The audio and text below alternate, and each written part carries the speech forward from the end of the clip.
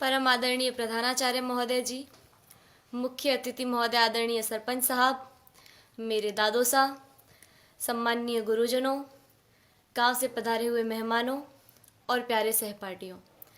26 जनवरी को गणतंत्र दिवस के रूप में मनाया जाता है, ये तो हम सबको मालूम है। अब इस लोकतंत्र की राह पर चलते चलते हमारी शिक्षा व्यवस्था किस राह पर आकर खड़ी हो गई है, आज मैं उसके बारे में कुछ निवेदन करना चाहूँगी। हमारे देश में दो तरह की शिक्षा व्यवस्थाएं चल रही हैं, अमीरों के लिए अलग, गरीबों के लिए अलग। अमीरों के लिए प्राइवेट स्कूल, गरीबों के लिए सरकारी स्कूल। मैंने कई बार देखा है, घर पर जब मेहमान आते हैं और पूछने पर हम ये बताते हैं कि सरकारी विद्यालय में पढ़ रहे हैं, तो उनके चेहरे का रिएक्शन, भाव एक अलग तरीके का हो जाता है।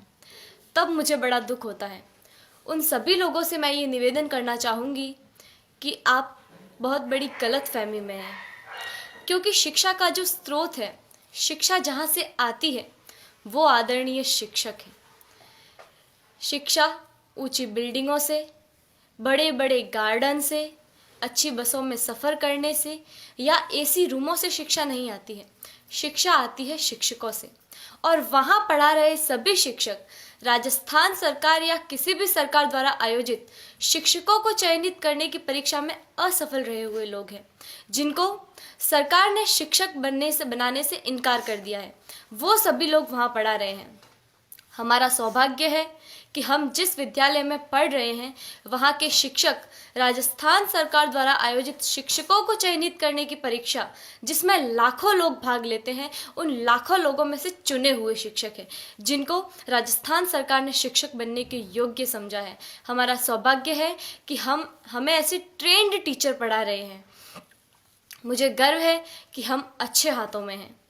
मेरे दादो सा आदरणीय जय सिंह जी देवल यहाँ विराजे हुए हैं, जो मुझे कभी कभी एक बात कहते हैं कि जितने भी IAS, RAS या सरकार के किसी भी उच्च पद पर लगे हुए ऑफिसरों में से ज़्यादातर ऑफिसर्स सरकारी विद्यालयों में पढ़े हुए हैं और सरकारी विद्यालयों से ही उत्तीर्ण हुए हैं।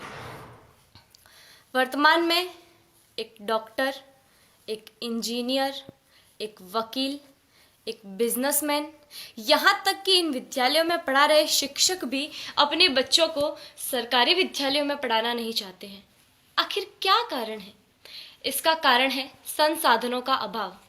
मैं आप गांव वालों से भी एक निवेदन करना चाहूँगी कि कहीं कोई गरबा हो, गणेश चतुर्थी हो, कोई आयोजन हो, कोई आर्केस्ट्रा हो या कहीं धरना देना हो, तो आप लोग हज़ारों की संख्या में पहुंच जाते हैं और हज़ारों की तादाद में रुपया खर्च करते हैं, लेकिन इस विद्यालय की तरफ कभी किसी ने झांक कर नहीं देखा।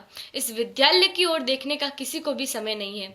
मैं आप गाँव वालों से ये निवेदन करना चाहूँगी कि जितना जोश आप उधर उन कार्यक्रमों में दिखाते हैं, उतना ही जोश आप इधर इन विद्यालयों के लिए दिखाएं।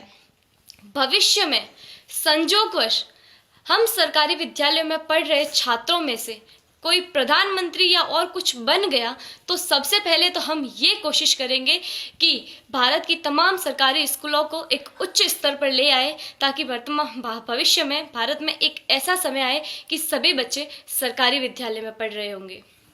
मुझे जो कहना था वो कह दिया। मैंने जो कहा वो गलत है या सही, मुझे नहीं पता। इसका निर्णय तो आप लोग ही कर सकते हैं। मेरे जो मन में था वो कह दिया। अब मुझे बहुत अच्छा महसूस हो रहा है। जय हिंद, जय भारत।